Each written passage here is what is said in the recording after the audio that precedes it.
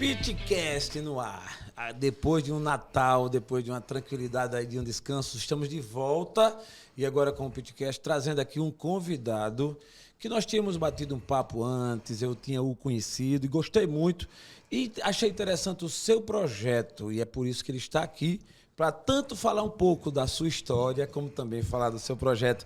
Bem-vindo ao Pitcast, Lucas. Amigo, saúde e paz. Muito obrigado. É uma honra estar aqui. É uma honra poder servir a você, a nossa coletividade, ao nosso telespectador. Muito bom, cara. Me permita, eu lhe chamei de Lucas, mas você é um advogado, doutor Lucas Bonfim, mas posso assim tratar, é melhor, né? Assim... Por favor, meu amigo, sou Lucas. Boa. Estou para servir. Isso é bom. A gente já começa com o pé direito, com essa leveza. Vamos fazer aqui um bate-papo extremamente prolongado, Lucas, porque eu estudando um pouco da tua história, né? Depois que a gente se conheceu, eu vi um pouco do teu conteúdo e aí fiquei curioso, inclusive para levar também para nossa audiência, né? Para que as pessoas passem a ter conhecimento. Como você também abre essa oportunidade, eu já te agradeço, né? Bem-vindo aqui ao nosso estúdio. E eu gostaria de começar pelo começo, como diz o ditado, né? Quem é o Lucas? Veja bem, eu tenho vários projetos de linha intelectual, de linha de pesquisa, de linha filosófica, mas esse projeto especificamente aí, ele diz respeito à minha atividade como advogado, né? Como jurista, como professor e como advogado. Eu sou advogado militante há mais de 10 anos, tenho já uma inserção no mercado alagoano, sou conhecido, sou estabelecido, e esse projeto aí é a docência da minha experiência prática como advogado, ou seja, eu vou trazer situações do cotidiano do advogado para a docência, para ensinar o cidadão leigo. Essa é a ideia desse projeto Lucas Bonfim, professor. Muito bom. Eu achei interessante, Lucas, o título que você deu também, né? Meu direito na prática. Cara, o nome por si é autoexplicativo, né? Meu direito na prática. Você dá um tom de propriedade, que é o meu, fala do que você vai dissertar, que é o direito, e na prática, porque a gente vê muita coisa assim na teoria, muito...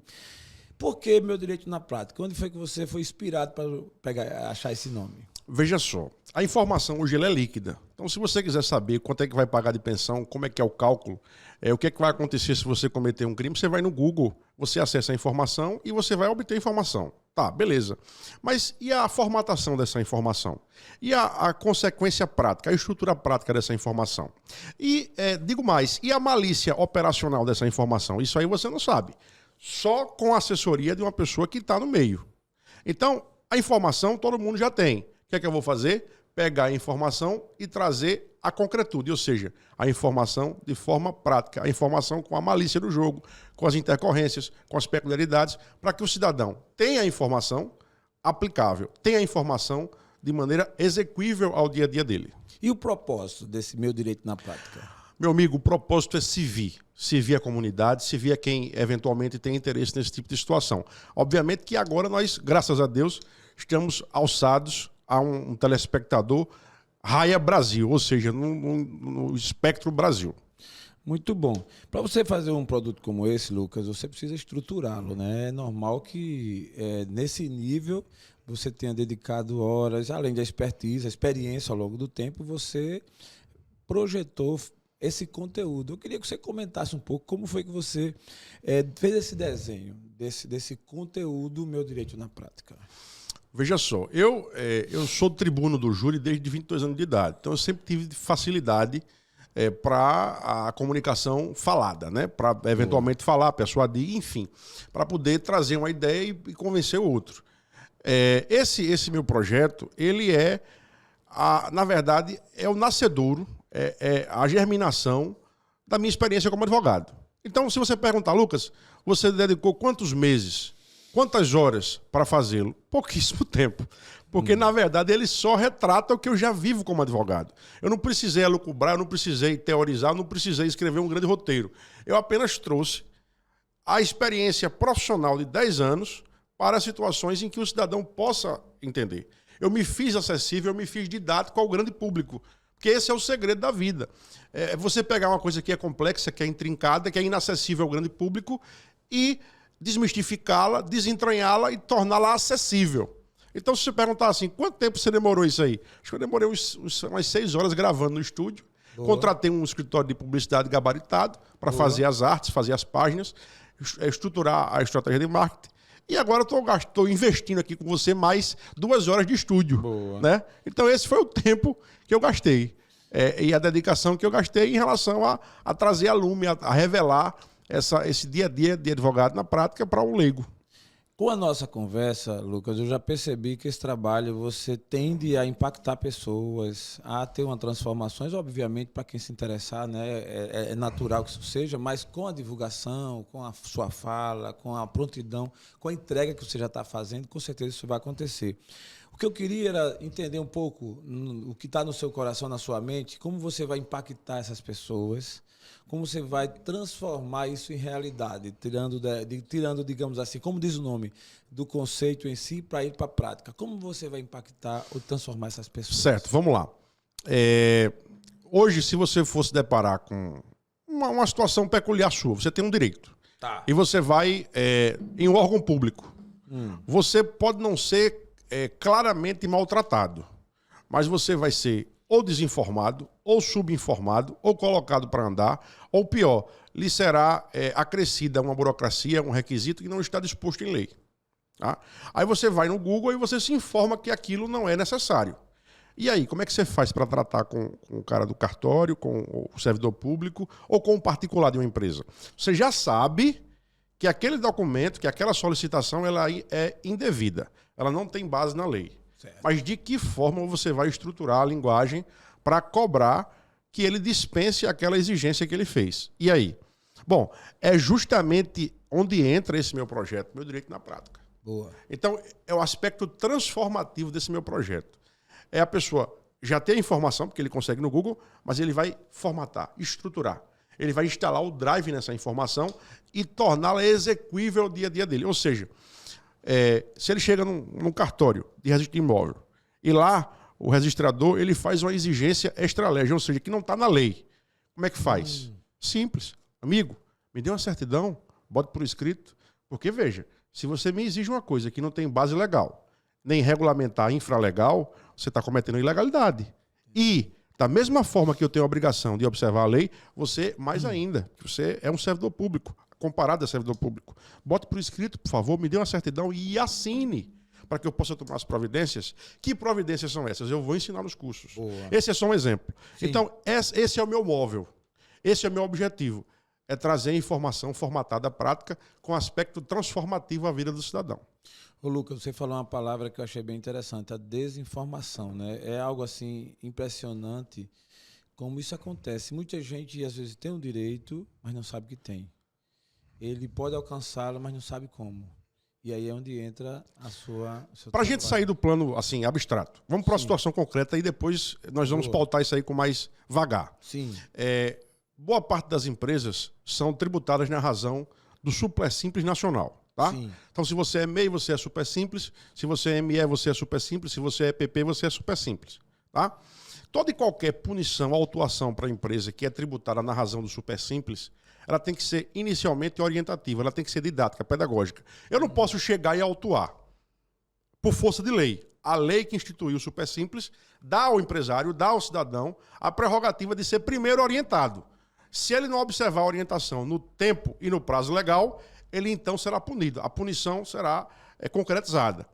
E aí, como é que isso acontece na prática? Infelizmente, muitos órgãos públicos, eu não estou aqui fulanizando, são órgãos públicos via nível Brasil, sim, eles chegam na empresa que é Super Simples e multam, autuam. Sim. E aí, como é que faz? Porque não adianta bater boca com o fiscal. De jeito nenhum. Bater boca com o fiscal é tolice, é ingenuidade, é uma arrogância infrutífera. Como é que faz? Amigo, perfeitamente, me dê a autuação, porque a autuação apócrifa, a autuação sem a anotação do fiscal, sem o nome e a matrícula, é nula. É nula. Me dê, amigo, por gentileza. Então, veja, nós estamos falando aí de uma informação que é pública. Todo mundo sabe que a empresa que é Simples Nacional, ela não pode ser punida rapidamente. Ela tem que ser primeiro autuada com caráter pedagógico. Mas e aí, como é que faz na prática? O empresário, como é que faz para se defender? Qual é a documentação que ele solicita? Que pergunta ele deve fazer ou que solicitação ele deve fazer para o fiscal? Eu vou trazer isso aí nos cursos. Cara, que maravilha, velho. Isso é um assunto que eu me antecipo em dizer que, embora esteja prescrito, né, esteja na lei, determinado em lei, mas muita gente não sabe ainda. E muito menos assim, operacionalizar com essa segurança. Só um detalhe, meu amigo. E requerer o direito que lhe é só, dado. Só um detalhe. O advogado é bem-vindo, mas o meu curso não é estruturado para o advogado. Entendi. É para o cidadão leigo, é para o grande público. Boa. Se você é advogado, você é muito bem-vindo.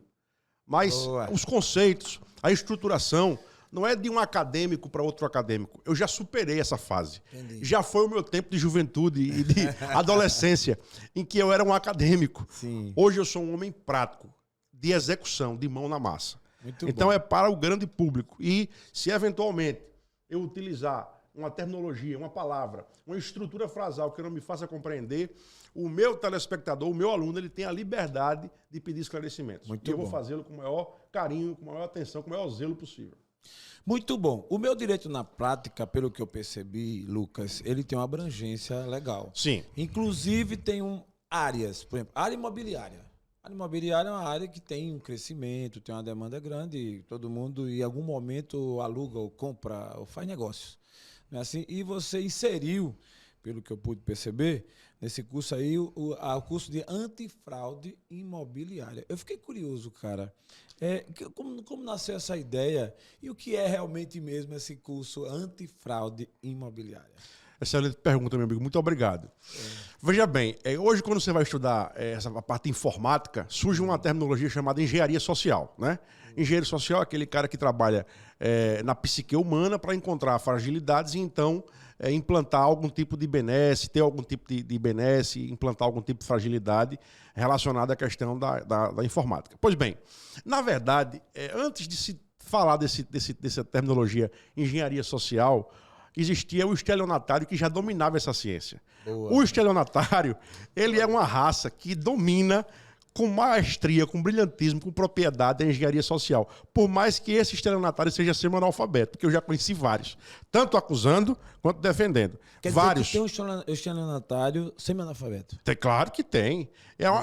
Ele já nasce, quando sai do ventre da mãe, já nasce praticando fraude. Putz. E esse cara domina a arte da engenharia social. O estelionatário profissional, aquele que vive disso, ele é, por excelência, um engenheiro social. Ele domina essa ciência. Então, veja bem, pensando nisso, porque quem tá comprando ou quem está vendendo imóvel ou quem está alugando, se ele não conhece a metodologia do estelionatário em relação à engenharia social, ele está vulnerável, ele está permeável a ser vítima dele.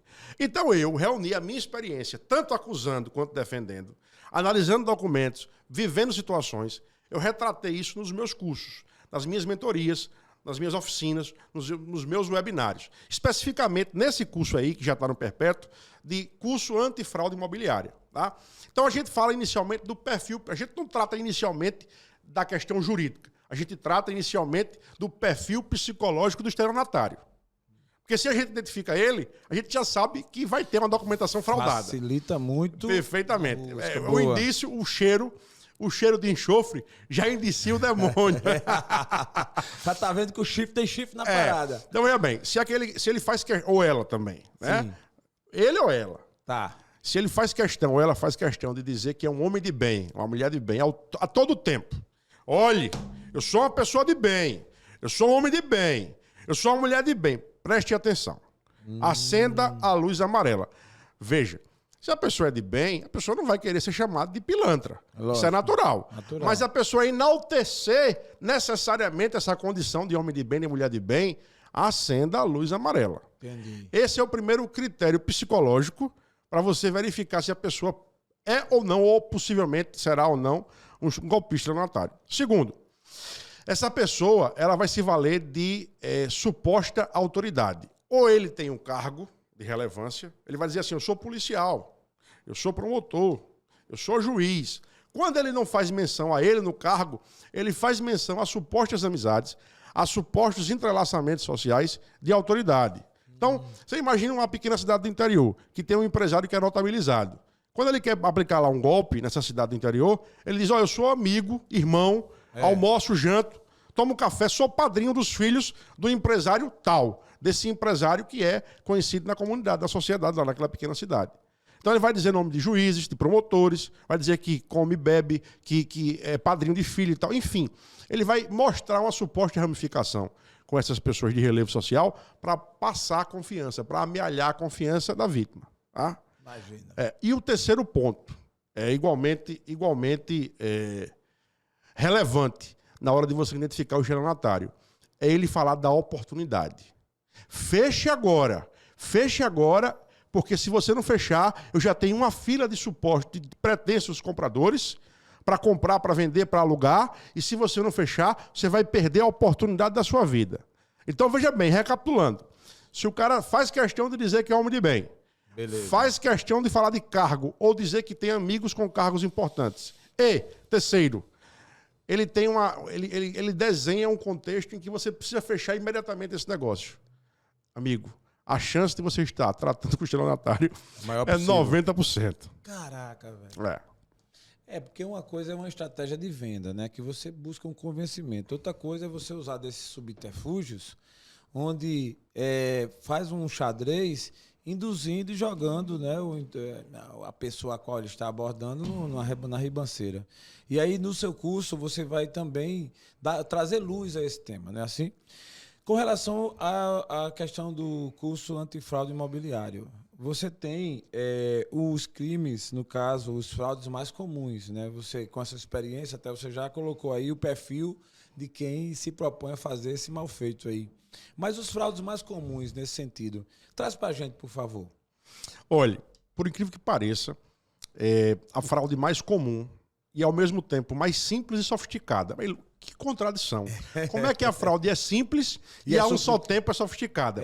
Porque a fraude está na gênese da estrutura. Mas, quando você constrói a estrutura é legítima. Vou explicar melhor, para a gente sair do plano da teoria. Eu tenho aqui Joãozinho. Tá. Joãozinho é dono do imóvel Y. Eu pego Pedro, que é um golpista, um estelionatário. Eu pego todos os dados de Joãozinho, todos os dados, via engenharia social, via hacker, via fraude, enfim. E faço um RG no nome do Joãozinho, mas com a foto de Pedro. E Pedro se parece com o Joãozinho. Ele é até um sósia de Joãozinho. Caraca. Pois bem, Pedro, que é o golpista, ele vai ao cartório, se passando por Joãozinho, que é o legítimo proprietário do imóvel, e passa poderes para vender esse imóvel a Maria. Repetindo, João é o dono legítimo. Beleza. Eu pego os dados de documentação de João, fraudados, faço um RG fake ou um ACNH fake pro Pedro, com a foto do Pedro. E Pedro se parece com João, é um sósia dele. Pedro vai ao cartório e passa para Maria poderes para vender o imóvel de João. A procuração ela é legítima. É uma procuração auditável. É uma procuração que, se você for no cartório verificar se ela existe, o cartório vai dizer sim. Vai ter uma certidão de procuração dizendo que a procuração é legítima. A fraude está na gênese, não está na consequência, não é na procuração em si. Então, como é que isso aí é perigoso? Eu pego Joãozinho, geralmente é um idoso. Joãozinho é uma pessoa que mora fora do país. Joãozinho geralmente é uma pessoa que tem muitos imóveis. Joãozinho é uma pessoa que está passando por uma depressão, por uma crise, está internado, está hospitalizado. Enfim, é uma pessoa que está alheia àquela situação. Ele não vai detectar a fraude logo. Tá? Entendi. Então, eu faço a venda do imóvel de forma fraudulenta com a procuração legítima. A gênese da procuração é fraudulenta. A gênese. Mas a procuração é legítima. Tá, porque ela E passou aí, pelo cartório. eu vendo, eu alieno, eu faço tudo com esse imóvel. E depois de 1 mês, 2, 6 meses, 1 ano depois, é que, quando o proprietário for tirar uma certidão de inteiro teor da matrícula do imóvel, é que ele vai detectar a fraude. E aí vai ser uma dor de cabeça terrível. Então você observe como é que a fraude acontece e como ela é a um só tempo simples e complexa. Complexa. Por isso que você chamou sofisticado, tem total sentido, né? Para uma situação como essa, Lucas, é interessante que, de repente, eu acredito que no seu conteúdo geral do Meu Direito na Prática, você vai colocar... Sim, eu explico, eu dou a solução. Exatamente. Assim, mas eu queria ouvir de você, pelo menos 1 ou 2 dicas aí, que traga essa segurança para quem for fazer esse movimento, né? Que dica você daria para quem compra, vende um imóvel, aluga, nesse contexto aí, já de entrada? para quem compra, para quem aluga ou para quem vende. Dica básica, tipo fazer sexo com camisinha, coisa básica, tá? Certo. Colocar o nome da pessoa com quem você negocia no site do Tribunal de Justiça. Qual site de Tribunal de Justiça? Do estado onde está o imóvel, do estado onde a pessoa reside ou tem empresa e do estado onde eventualmente essa pessoa tenha residido. Então, se o imóvel é em Alagoas, a pessoa tem empresa em Pernambuco, mas mora em Sergipe, você vai colocar nos 3 sites dos respectivos tribunais de justiça. Excelente dica, velho. Essa é uma. Outra dica, site Jus Brasil. Outra dica, Serasa Experian. Então, são situações em que você vai coletar dados e, a partir da coleta de dados, você vai fazer uma situação de predição. Você vai estruturar um possível cenário. Tá? E aí eu explico isso no curso. Como é que você vai predizer, como é que você vai analisar, quais são as possíveis consequências, quais são as possíveis interpretações daquelas informações coletadas. Acredito que só dando sequência a essa sua colocação aí, existem caminhos onde você faz as consultas, né? E aí, assim, para esses documentos, quais as análises e consultas que devem ser feitas antes de comprar o imóvel? Acredito que você até já colocou, mas de repente clareando mais ainda. Porque é normal que quem vai comprar um imóvel ou alugar ou fazer uma transação como essa, algumas pessoas já têm até experiência, já fizeram isso outras vezes. Então, digamos que beleza. Mas também tem aquelas pessoas que é meio que marinheiro de primeira viagem, né? Então, quais os documentos consultar no caso como esse? Veja bem, não é porque você já comprou vários imóveis, você já tem uma certa experiência, que você está livre de uma fraude dessa da procuração. Sim, aí. Porque ela é simples e sofisticada ao mesmo tempo. Tá? O cara faz uma artimanha bem feita. Né? Outra coisa que a gente tem que ter cuidado, tá? Certidão do inteiro teor da matrícula do imóvel. É uma documentação básica que tem que ser analisada quando você compra um imóvel. E aí, onde é que mora? O diabo, ele habita as entrelinhas. O demônio habita as entrelinhas. Caramba. Onde é que o demônio vai habitar na questão da certidão do teor da matrícula do imóvel? Onde é que vai estar a fraude? Você pega uma certidão do imóvel, da matrícula, que ela tem 6 meses de extraída. Aí você vai dizer, meu amigo, olha, está aqui a certidão, fique tranquilo, é uma certidão atualizada desse ano, pode confiar, que eu sou um homem de bem, você é um homem de bem, está negociando com um homem de bem, e aí começa. De um mês para cá, o que pode ter caído nessa matrícula de averbação, de indisponibilidade, de bloqueio judicial, de eventual... Enfim, a certidão de inteiro teor da matrícula do imóvel, ela tem que ser analisada com a extração de no máximo 30 dias. No máximo 30 dias. Entendi. Se for mais de 30, você já vai estar com uma situação perecível, porque nesse intervalo de tempo, muitas averbações podem ter acontecido, prenotações e averbações. Ou seja, o imóvel pode estar indisponível pela justiça. Entendi. O cara pode ter financiado o imóvel, está averbado na matrícula do imóvel um leasing, e você está comprando imóvel financiado. E mais cedo ou mais tarde, isso aí vai estourar, você vai perder o imóvel para o banco. E aí é cacete. É polícia na porta, oficial de justiça, e se você não sair, vai ser preso. Caramba. Ô Lucas, você falando aí, me deu a impressão de que para fraudar uma procuração não é tão difícil. Até pareceu ser fácil. É difícil para mim e para você, que vivemos dentro do abrigo da legalidade. Para as organizações criminosas habituadas à fraude, é facílimo. Principalmente quando se tem alguém dentro do cartório. Quando essas organizações têm um preposto, tem um representante criminoso dentro do cartório. E não é difícil cooptar um cara que ganha pouco, você vai lá dar R$500 para ele, ele abre tudo para você. Isso é incrível que, assim, tem gente que tem essa habilidade, né? Entre aspas, engenheiro social, desde que nasceu. Essa simpatia, né? Entre aspas, para atrair e tal, aí tanto com a grana, né? Porque realmente dinheiro é uma coisa mesmo muito séria, né? É óbvio que tem muita gente que já está ligado, sabe disso, não cai. Mas outros que quando vê uma grana, vai e se inclina. Mas, Lucas, além da questão da venda, compra, venda e aluguel de imóveis, o seu curso, essa abrangência, esse guarda-chuva, ele ampara também a questão dos condôminos, dos síndicos. Aí já é outro curso, mas é dentro do mesmo projeto. Dentro do mesmo projeto, pronto. É dentro do meu direito na prática, porque ele não tá, o meu direito na prática ele não está adstrito à questão imobiliária. Tá? Sim, percebi. Ele tem vários segmentos. Essa questão da formação jurídica para o síndico e para o condômino está dentro do projeto e tem uma oficina, tem um webinário, tem um curso só para isso. E eventualmente eu vou desenvolver a mentoria e a Lógico, situação lógico. correlata a esse projeto. Boa. Aí eu fiquei curioso, como foi que nasceu esse curso, no caso, essa formação para síndicos e condomínio? Como foi que nasceu essa situação? Meu amigo, nasceu como nasce todo grande projeto, experiência na prática. Eu fui morar num prédio, o prédio tinha sido terminado por uma associação de moradores, e a associação terminou o prédio daquele jeitinho que você sabe, nas coxas. Não porque tinha gente escrupulosa no meio, mas porque limitação orçamentária mesmo. E o prédio foi entregue. Olha, tá à disposição para morar. E lá não tinha cadeira para sentar, não tinha ar-condicionado, não tinha nada no prédio. E eu, por força das circunstâncias da vida, eu fui morar nesse prédio e ninguém quis assumir como síndico. E eu fui aclamado síndico nesse prédio. Fui aclamado. E eu, meu Deus do céu, isso aqui é uma responsabilidade muito grande. Eu sei que isso aqui é responsável. A responsabilidade é grande porque eu sou advogado. Eu vou assumir isso aqui, essa bomba chiando. Eu vou assumir essa dor de cabeça. Meu Deus, me dê luzes. Eu assumi como síndico por aclamação, presidente da associação. Né? E, meu amigo, eu vou lhe dizer, ainda bem que eu sou advogado, experiente, treinado, preparado e gato escaldado.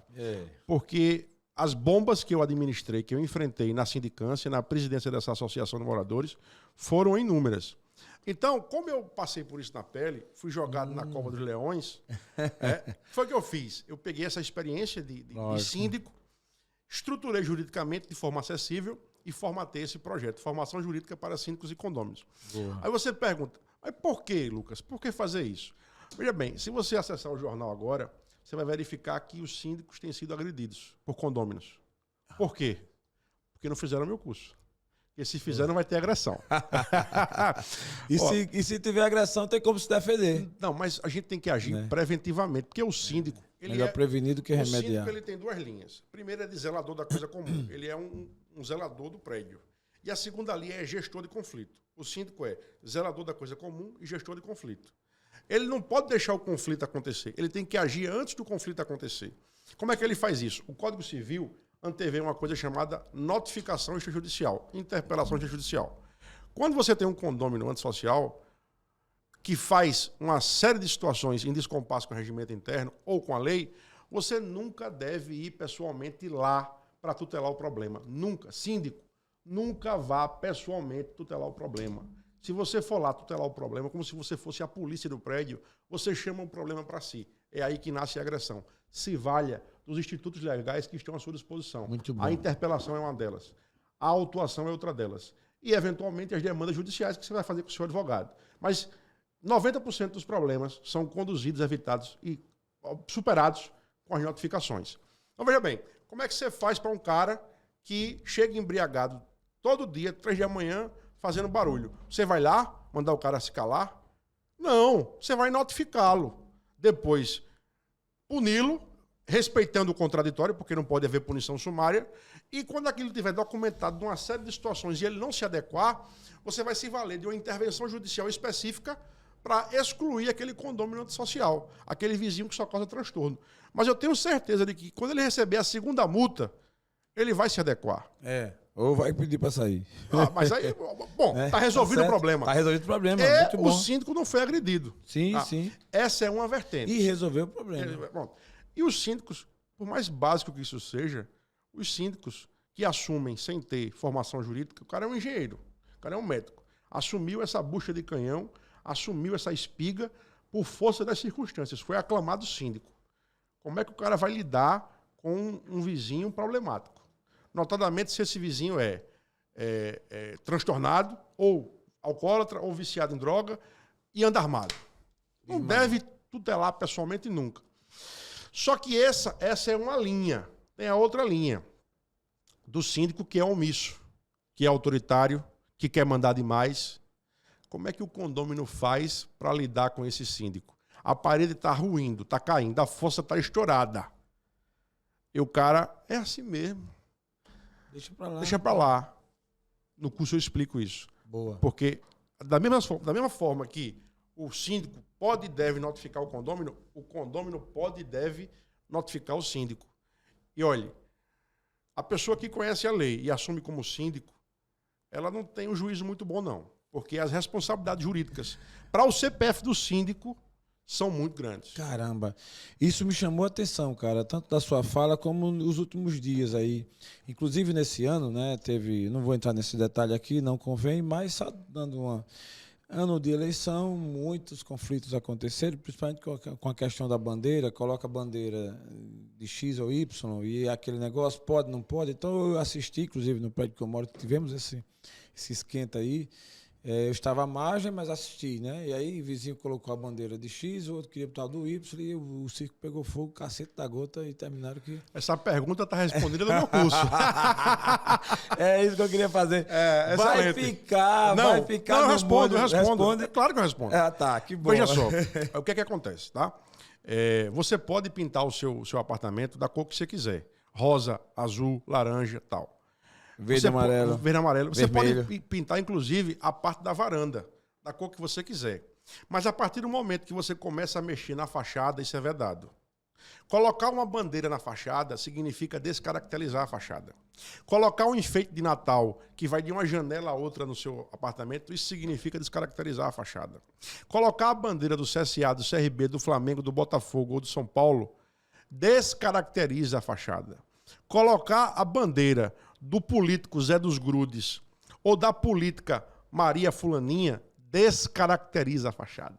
Você sabe qual é a exceção, meu amigo? Por força de lei, é a bandeira nacional. Essa sim é absoluta. Pronto, e você pode colocá-la, porque é um símbolo nacional prevista em lei. A bandeira nacional, a nossa briosa bandeira, a nossa altiva bandeira do Brasil pode ser colocada, desde que você não ultrapasse o limite da sua varanda, para você não colocar a bandeira entrando ou batendo na fachada do vizinho de baixo. Entendi. Ou do lado. Isso aí já é um abuso. Mas se você coloca a nossa bandeira do Brasil, a nossa honrosa bandeira, na delimitação estrita da sua fachada, você tem a prerrogativa legal de fazê-lo.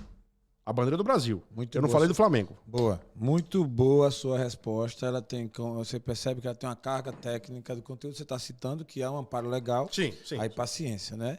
Isso é bom saber. E, logicamente, que eu acho que essa demanda toda aí, essa efervescência, ela já acalmou, mas isso foi um... Que bom. Graças a Deus. Também, graças a Deus. Eu estou achando muito legal isso. E nessa fala sua, a gente percebe que há uma questão da responsabilidade jurídica do síndico, que você até colocou com muita propriedade, do peso que é, né? Para que o síndico, ele, caso entre, quem quer ser um síndico, quem tem essa consciência. Mas... de forma resumida, Lucas, as responsabilidades jurídicas de um síndico, quais são? A principal, assim, para que... Ele responde pelo agir e pelo não agir. Responde pela ação e pela omissão. É terrível. Na verdade, é uma teia de aranha. Ou você vai sem noção, ou se você for com noção, vá com um jurídico forte, preparado, afiado. Contrata Lucas. É uma linha. É uma linha. Agora, veja, o síndico, se ele está vendo a parede ruim e ele não age, ele tem a obrigação. Veja bem, a parede está ruim, a força está estourada. Ele tem a obrigação de convocar uma assembleia extraordinária e fazer uma cotização extraordinária. Não é que ele queira, não é que ele concorde ou deixe de querer, não é que ele vai ser popular ou antipopular. Ele tem que fazer. Porque se aquilo ruir e atingir um condômino, ou um transeunte, ou um visitante, a omissão, quanto mais, e crônica da gestão dele vai implicar em responsabilidade civil, ou seja, ele pagar o prejuízo, e responsabilidade criminal. O cara morreu por causa do tijolo que caiu na cabeça. Homicídio por omissão, ele vai responder. Porque ele não diligenciou, ele não vai responder na forma dolosa, responde na forma culposa, mas por omissão, porque ele não diligenciou o cuidado da zeladoria do prédio. Você imagine um cara que tem uma vida organizada, que nunca pisou na delegacia, que não sabe o que é um inquérito policial, que não sabe o que é a pancada de um processo criminal. Bom dia, oficial de justiça. Caraca. Eu tenho aqui intimação pro senhor. E aí? E o psicológico desse cara, como é que fica? Destruído. Então, irmão, não é sindicância. Vou falar olhando para a câmera. Sindicância não é brincadeira de criança, não. E quando você mexe com um condômino que conhece o Código Civil indo e voltando, amigo, ele vai encontrar uma brecha para lhe deixar sem dormir. Não é brincadeira, não. E como lidar com um cara desse, um síndico desse? Um síndico que é omisso notifica e pede o cumprimento da lei e do regimento interno. Qualquer condômino. Qualquer condômino. Caso ele seja um cara inescrupuloso, porque veja bem, tem um síndico que ele é inescrupuloso, ele pratica ilícitos na gestão. Aí como é que você faz? Você destitui ele. Ah, mas eu não quero ser destituído, não tem problema. Se você reunir o número mínimo de assinaturas para convocar a reunião e para destituir, você convoca, destitui, inclusive via procuração, e ele vai ficar chupando o dedo, porque vai ser lavrado uma ata, você pega essa ata, a verba no cartório, leva no banco e ele vai deixar de ser síndico. Ele vai chorar, vai espernear, vai gritar. Nunca vi grito, arrogância e choro resolver problema. O que resolve é a estratégia. Boa, boa, boa. Para isso eu tenho o meu direito na prática aí, que está sendo... Está sendo lançado. Está sendo e lançado. Era um trabalho que eu já fazia, já faço em off. Porque no offline eu sou o rei. Agora eu vou ser o rei do online. Boa, isso. E o online é assim, você já sabe, né? Veio para ficar. Veio para ficar. Se você não entrar no online, você vai ser extinto no mercado. É uma necessidade fisiológica de subsistência. Já disse alguém que ou você é ponto com ou é ponto fora. Infelizmente. Infelizmente. O melhor, por mais brilhante que você seja enquanto profissional. Se você não está no digital, você está fadado a não sobreviver. Mas, Lucas, existe tanto o síndico, a questão do síndico, como a questão do vizinho antissocial, né? Esse vizinho antissocial também é uma coisa que é importante ter o equilíbrio entre essa relação, né? Que sempre aparece um. E para lidar com esse vizinho antissocial também, qual é a sua visão? Assim, que dica você daria aí de bate-pronto? Você sabe o que acontece nos condomínios, desculpa, Brasil afora? É a tríade, né? A tríade trinária. O que é que significa isso? O vizinho é antissocial. 2, o síndico é omisso. E 3, você está sofrendo. Como é que faz? Porque o seu síndico não toma providência. Ou porque é omisso ou porque tem medo do condômino que é antissocial. Aquele cara maluco, anda armado, cara conflituoso, tá? Eu vou te falar uma coisa. Eu já vi esse filme. Já viu, né? Já. Ele se repete Brasil afora. Olha que bênção. Incrível. São esses antissociais que dão a feirinha do advogado. É com esses antissociais que o advogado consegue livrar a feirinha dele. Isso é uma bênção, tá? Caraca. Como é que faz para lidar com esses condôminos antissociais? Diante de um síndico omisso, tá? O condômino que está se sentindo prejudicado, se ele não quiser aparecer, ele se junta. Funciona assim, né? Se você não tem um advogado para botar o peitão na frente e aparecer, e você não quer aparecer ou não pode aparecer, você se junta com um grupo de 5, 6 condôminos e notifica ao só tempo o condômino antissocial e notifica o síndico, relatando esse problema do condômino antissocial, relatando a omissão do síndico e pedindo providência. Caso, eventualmente, ele continue sem agir e esse condômino aqui continue causando problemas e distúrbios para a convivência do condomínio, ato contínuo, justiça. Contra quem? Contra os dois. Contra os dois. Contra o síndico, que é omisso, quanto mais, e contra o condômino antissocial. É cacete na justiça. Não quer aparecer, não pode aparecer, vá de grupo. Não é assim? Pronto. Existe, Lucas, no caso aí dessa relação, em todo prédio, em toda organização, a questão da prestação de conta. E assim, eu estou falando que eu também moro em prédios e tem a questão daquelas assembleias demoradas, e lá vai. Litúrgicas. Litúrgicas, né? E tem aquelas que são ordinárias e extraordinárias. E às vezes aquilo cansa um pouco tal, mas vamos lá. A questão toda é a prestação de contas. Quando você analisa dentro da sua visão jurídica, a importância dessa prestação de contas, qual, na sua visão, o ápice dessa importância? É necessário que essa prestação de conta tenha total transparência? E como saber se ela realmente teve ou não a eficiência e a eficácia dessa prestação de contas? Vou te falar uma coisa. Parece contraditório, mas não é. E eu vou explicar. A prestação de contas pode até ser nebulosa, mas tem que ser feita. Preste contas e aprove, de qualquer jeito. Nas coxas que seja, mas aprove a prestação de contas. Na Assembleia Ordinária ou Extraordinária. Porque, veja bem, se você não presta contas, ou você presta contas e faz uma lambança tão grande na documentação da prestação de contas, o que é que vai acontecer? Você que é síndico, você vai ser alvo de uma ação judicial de prestação de contas. E se você não aprovou, você vai ter que comprovar. Se você aprovou com documentação fraudulenta, com muita lambança, a consequência é a mesma. Você vai ser obrigado a pagar a diferença daquilo que não foi comprovadamente prestado. Por exemplo, o condomínio gastou no exercício, durante o ano, R$500 mil. Você só conseguiu comprovar o gasto efetivo de 450. Os 50 mil que falta, você vai ser condenado a pagar. Você, síndico, no seu CPF. Então, meu amigo síndico, minha amiga síndica, aprove a prestação de contas, nem que seja nas coxas. Aprove de qualquer jeito na Assembleia, mas aprove, tá? Outra coisa, caso eventualmente algum condômino discorde da despesa, não tem problema nenhum, aprova com ressalva. Fulano de tal, condômino tal, da unidade tal, não concorda com essa despesa, não tem problema. Essa despesa não precisa nem ser a mais barata. Ela pode ser um intermediário ou até a mais cara, desde que você tenha pressupostos para legitimar isso aí, tá?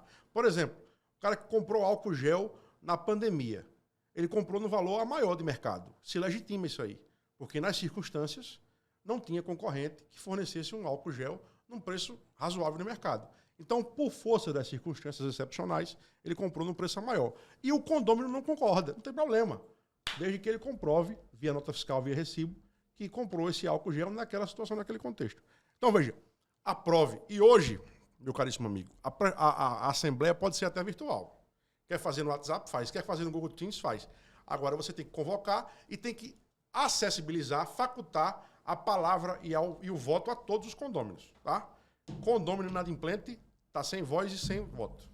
Entendi. No caso, você deixou claro que preste conta.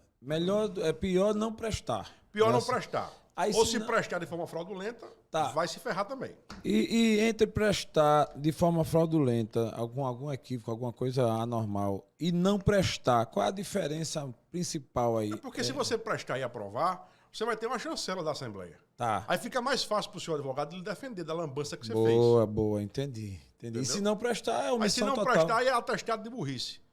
Atestado, sou burro. Aí você está pedindo para se ferrar. Boa. E se você for um desses, meu irmão, você pega esse atestado e coloca na parede, né? E chama seus amigos, faz um selfie e um stories. Não é isso, Lucas? E o pior é que essa galera que é burra ainda acredita que é inteligente. Mas essa é a máxima. É terrível. Então, Lucas, a gente, olha só, o caminho que a gente está trilhando aqui está muito legal. A gente está tendo uma visão assim bem ampla do meu direito na prática. Já passamos aí 2 fases bem legais aí que você trouxe à tona aqui com a gente. Agora a gente vai entrar em outra que eu vou chamar aqui de terceiro, né? Terceira onda aí, que é um curso, né? Que você também que compõe o meu direito na prática, que é crimes contra a honra. Eu fiquei curioso. Os outros dois já tinha até uma noção. Agora, crimes contra a honra, eu acho que vai ser uma coisa bem, assim, pujante para a gente ouvir e aprender. Na verdade, assim, onde nasceu esse curso, os crimes contra a honra? Nasceu dessa necessidade da gente da rede social. Mas antes de falar nisso aí, por favor, eu vou pedir licença, até porque eu não quero que você corte nada aqui. Você joga no seu YouTube. Não, tudo natural. Estamos em casa aqui, pô. Joga, não corta nada, até porque eu tenho o direito de falar a besteira que eu quiser. Lógico. Obviamente, você né? foi convidado com toda a liberdade. A minha equipe de publicitários está aqui, pessoas gabaritadíssimas. Que massa. E eu gostaria de fazer a seguinte ressalva para eles. Se tiverem perguntas para acrescer, suprimir, mandem no meu WhatsApp aqui, para que a gente faça, sinalizem, mandem, para que a gente eventualmente formate, porque isso aqui, meu caríssimo amigo, isso aqui está sendo gravado, vai ser jogado no meu YouTube também, mas nós vamos fazer cortes de pequenas ideias, de pílulas, de nuggets, para jogar no TikTok e no Telegram, no Instagram. No Instagram, perfeito. A minha equipe publicitária gabaritadíssima, eu sozinho, ia ser uma merda pra fazer isso. Lógico. É o meu caso também, então, cara. por isso que a gente tá gravando aqui. A gente tá aqui numa estrutura, que essa estrutura é eu e você aqui, mas por trás aqui nós temos equipe, tem gente toda cuidando dessa estrutura. Gostei do que você falou e tá aberto mesmo aí para que a gente possa colocar e fazer as perguntas. O lance todo é que há no propósito. Isso é que é o bom. Você quer ajudar, você quer esclarecer, você quer jogar luz num assunto que para muita gente ainda está escuro. Isso é o que faz a diferença.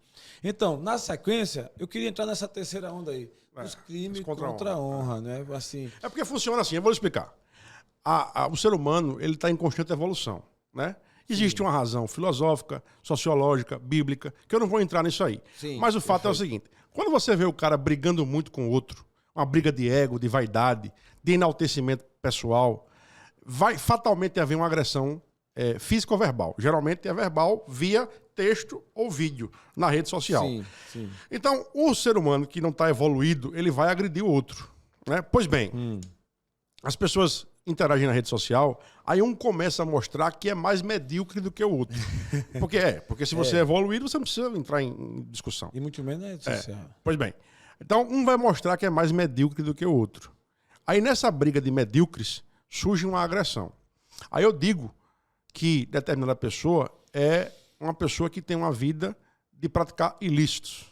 Eu nomino. Você pode até fazer uma crítica abstrata, sem dar nome aos bois. Sim. Mas quando você dá nome aos bois e não comprova que essa pessoa praticou aquele ilícito, você pode estar incorrendo num crime contra a honra. Uma injúria, uma difamação ou uma calúnia. Seja porque falou que ele praticou um ilícito, seja porque falou da vida pessoal dele ou profissional, seja porque imputou ele uma adjetivação deletéria, uma adjetivação nociva à vida privada dele, à projeção social dele perante a sociedade. Boa. Pois bem, como é que faz? Faz BO? 90% faz o BO, o boletim de ocorrência. O boletim de ocorrência dá em nada. Aí vai fazer o quê? Vai abrir um processo civil? Dá em nada também. Caramba! Vai abrir o quê? Vai fazer como? Vai tirar um print da publicação ofensiva e vai dar para o advogado? Não serve, não pode. Existe uma liturgia, existe um protocolo. Você tem que pegar o print, guardá-lo, claro, mas você tem que levar o celular, onde você teve acesso a essa informação, a um cartório de notas. Tá? Esse cartório de notas, ele vai fazer uma coisa chamada ata notarial. Ele vai, ele vai autenticar, dar veracidade àquela publicação. Ele vai dar autenticidade, veracidade. Ele vai individualizar o aparelho, se for um computador, o MAC address, se for um celular, o e-mail. E ele vai também dizer o terminal, o telefone tal, a hora tal. E ele vai consubstanciar, ele vai robustecer aquilo ali, dizer, ó, realmente aconteceu. Entendi. E ele vai transcrever isso aí numa coisa chamada ata notarial. Com a ata notarial e com o print, você vai com o seu advogado promover, não é um BO. O BO dá em nada. E nem uma ação civil, que é sem futuro também. É uma queixa-crime. Então, as pessoas fazem BO achando que vai dar alguma coisa. E se passar 6 meses, acabou, decai. Você perde o direito de ver o cara punido. Passar 6 meses sem fazer... Sem tomar essa providência. Tá. Você toma ciência hoje. Se você não tomar providência nenhuma em 6 meses, decai. Porra. Pois bem, o que é que vai acontecer? Vai acontecer um pleonasmo. As agressões vão se repetir. E se você é uma pessoa pública, se você depende da imagem para sobreviver, isso é horrível. Então, se você trabalha com a imagem, você é um digital influencer, se você é um cara que precisa de uma credibilidade, uma reputação online. Se você for agredido, for uma agressão robusta e relevante, consubstancie essa agressão numa ata notarial e peça para o seu advogado promover uma queixa-crime o quanto antes. E cada agressão é um processo criminal diferente. Se o cara lhe agrediu hoje, lhe agrediu daqui a uma semana, lhe agrediu daqui a um mês, cada agressão é um processo diferente. E se você não fizer assim, você vai continuar sendo agredido. É fundamental fazê-lo. Nesse caso é uma vítima, né? Essas vítimas vítima de crimes contra a honra. O que fazer quando a pessoa é realmente um... Aí vamos lá, como você bem colocou. Eu achei interessante que na minha cabeça o BO, ele tinha uma força, né? Assim, que você podia até usar numa ata notarial. Mas nesse caso, sem futuro. não. Sem futuro. Mas não. Esqueça o BO. Você falou, é melhor a liturgia e fazer já pelo caminho certo. E essa ótica que eu estou dizendo aqui, ela se aplica também ao pessoal LGBT. Tá? Porque às vezes existe, infelizmente, pessoas que discriminam o outro por uma opção sexual. Que isso é horrível, é terrível, né? Inclusive, não está nem no pool de perguntas aí que você vai me fazer. Mas eu também vou estruturar um curso. Sim. De como você... Porque, veja bem, como é o seu nome completo? Jaelson Gomes Ferreira. Certo. Mas, eventualmente, você tem um pseudônimo artístico. Sim. Pode acontecer. Pode acontecer. Jojó. Só que Jojó, como todo mundo lhe conhece, hipoteticamente, não está no seu RG. Eu vou ensinar como é que você faz para acrescer no seu RG um pseudônimo, um nome artístico, que é lícito, legítimo. Inclusive, tem legislação moderna nova aí, que facilita isso aí. Você acrescer ou suprimir nomes no seu assento de nascimento, no seu RG. Essa é uma linha. E a outra linha é igualmente relevante, que tem a ver com a dignidade da pessoa humana. Pessoas trans, mulheres e homens trans. Certo. Que querem saber como é que faz para mudar o assento de nascimento, o nome e o sexo no RG, no CPF e no registro de nascimento. Eu vou dar esse beabá, esse passo a passo, essa liturgia. Como é que você faz? Você que tem um nome vexatório, um nome feio, um nome inadequado, ou você que quer administrar, acrescer um nome artístico no seu nome, ou você que é trans e quer alterar o nome e o sexo para estar socialmente adequado. Eu vou fazer uma oficina, um curso sobre isso também, porque tem a ver com cidadania. Eu me proponho também a propagar a cidadania aqui no nosso curso, na nossa estrutura.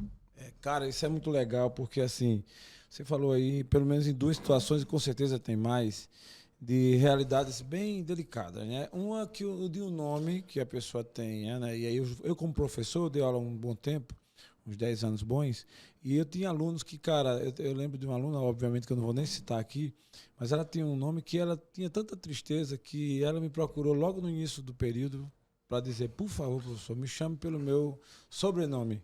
Perfeito. Ela não era, até assim, eu percebia no olhar dela uma tristeza. Claro, vai grande. impactar. Você imagine você ter um nome descompassado socialmente. Aquilo ali vai influenciar. Descompassado. Fora dos parâmetros sociais. Aquilo ali vai impactar, inclusive, na sua projeção da personalidade humana dentro da sociedade, dentro da comunidade onde você vive. Então isso é terrível. Bom, se existe a informação na lei, se existe o direito na lei, tá faltando o quê? Comunicação. A minha função é comunicar, é externalizar esses direitos e dar o caminho. Porque só saber não adianta. Tem que conhecer o caminho das pedras, que eu vou dar isso aí também para todo mundo, que é o telespectador do meu curso, do meu canal, Meu Direito na Prática. Muito bom, muito bom. Agora também, Lucas, tem gente que tem um nome até bonito, mas quer botar um nome feio também, né, Cássio? Não tem gente assim que tem um nome bonito e nesse caso aí pode alterar? Problema nenhum. Desde que seja socialmente, estabelecido. Estabelecido, né? Ô Lucas, esse teu curso aí da honra, você vai aí dar esse esclarecimento todinho, mas eu queria fazer assim, meio que uma nota. Quem não seguir, quem não fizer o que você orienta nesse curso aí dos crimes contra a honra, na sua visão, o que pode acontecer? Olha que pergunta. Vou falar olhando para a câmera. Por favor. Se não seguir a minha cartilha, vai ficar chupando dedo. Vai rasgar a boca. Eita, ele vai direto, ao ponto. Eu vou agrade ou desagrade, paciência. Não, o bom é isso, cara, é o natural. Até porque, veja bem, eu sempre me projetei socialmente com autoralidade. Aí depois que eu fiz um cursinho na internet de como manejar a postura nas redes sociais, e o rapaz falou que tem que ser autoral, tem que ter autoralidade, aí é que eu vou me esbaldar mesmo. É o lance da humanização. Você é um cara humanizado totalmente, né? Aí, assim, a nossa produção, né? Inclusive a sua assessoria, que é top mesmo. Top, claro. Eu acho que já pega nesse gancho aí, que é essa questão aí do nome, essa questão aí e tal. Eu vou aproveitar que é sobre a cidadania em outros países, né? Como fazer, no caso, para a gente obter ou regularizar e tal a cidadania em outros países? O exemplo de Portugal, que está em alta. É o seguinte, veja bem, o passaporte mais falsificado do mundo é o brasileiro. Por quê? Porque o brasileiro é miscigenado. O que é que significa isso? O negro, aquele negro bem negro mesmo, sim, ele é brasileiro nato. O caucasiano é brasileiro nato. O ruivo é brasileiro nato. O loiro é brasileiro nato. O moreno é brasileiro nato. O indígena é brasileiro nato. Nós, graças ao Papai do Céu, temos uma gama de segmentos, de etnias, de traços de estrutura facial, corporal, que congloba tudo. Você pegar o cara que tem aquele rosto inchado lá da Ásia, tem gente brasileira nata que também tem esses traços. São Paulo tem bairros que eles comportam, né, assim, que habitam lá pessoas dessa linha que você falou. Caracteristicamente. Pronto. Vá nos Estados Unidos e chegue lá no setor burocrático para despachar a sua entrada com passaporte brasileiro e seja ou tenha, né, traços latinos, aí você vai ver que o tratamento muda. As perguntas, os questionamentos, as interrogações são completamente diferentes se você chega lá com o mesmo passaporte brasileiro e é caucasiano. Porque, infelizmente, funciona assim. Eu não estou levantando aqui juízo de valor, se é certo ou se é errado. Agora, se você, meu amigo, tem traços, tem linhas, tem perfis, tem traços corporais e de rosto, latinos, e chega nos Estados Unidos com um passaporte europeu, português, é porta aberta. Então, vamos encurtar o caminho. Você quer ser minimamente constrangido. Você quer um atalho. Você quer evitar ser discriminado. Você quer evitar estar sendo importunado por pessoas que estão fazendo essa triagem na sua entrada nos Estados Unidos. Ou na Europa também. Quer evitar ser importunado? Quer encurtar o caminho? apresente um passaporte europeu português. E o brasileiro tem esse direito. Tem esse direito. Tem. Da dupla cidadania. Boa. Então, Boa. se a gente pode encurtar, se existe o macete, Sim. se existe o passo a passo, por que não fazer? Por que não fazer? É um direito seu. Alguns brasileiros, eles estão nesse momento pretendendo até sair do país, né? Por questões de ideologias, algumas coisas assim. O que é que você recomenda, ao seu ver, aí, nesse contexto aí? Se você puder tirar, se você tiver condição de tirar o passaporte europeu português, tire. Se você tiver pais ou mães, por exemplo, italianos, tire o passaporte europeu italiano. Tire. Porque o tratamento, infelizmente, o tratamento é outro. A gente não é essencialmente melhor nem pior do que ninguém. Mas, infelizmente, por um simples documento, o tratamento muda. Caramba. Grande dica, viu? Grande dica. No meu direito na prática, Lucas, vamos avançando, cara. Eu já vou aqui agora na quarta onda. Eu vou chamar assim de onda porque eu achei muito interessante. É bem composto, é bem robusto, que é o curso Defenda-se. Esse eu fiquei interessado porque, assim, tem tanta gente precisando se defender e não sabe como. E eu quero descobrir onde foi que você foi buscar essa ideia. E o nome em si, já é bem direcionado, né? Defenda-se, né? Como nasceu esse curso? Obviamente que tudo mediante a prática, a experiência, a tua vivência, tudo. Mas com esse título e com essa, eu pelo menos não vi nada parecido. Né? Então, assim, defenda-se. De onde surgiu? Defenda-se. Veja bem, qualquer cidadão, até em processo criminal, ele tem direito à autodefesa. Você tem que ser defendido também por um técnico. Se você está respondendo a um processo criminal e não é defendido por um técnico, a punição é nula. Então, qualquer cidadão, ele tem que ser defendido por um técnico. Porém, ele tem direito de se autodefender.